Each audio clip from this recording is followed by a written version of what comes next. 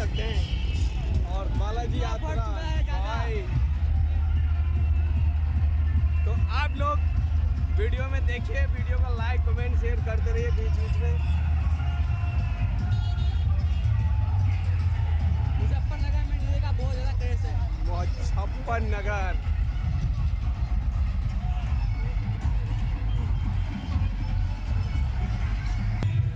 कुछ मत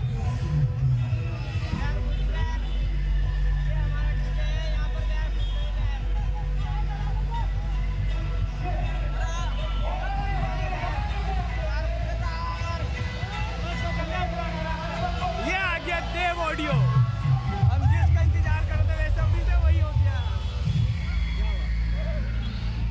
देव ऑडियो देखिए, हम लोग इसी का इंतजार करने के लिए आ गए थे और देख सकते हैं हम पहुंच गए इसके पास। और देखिए पहले तो इनका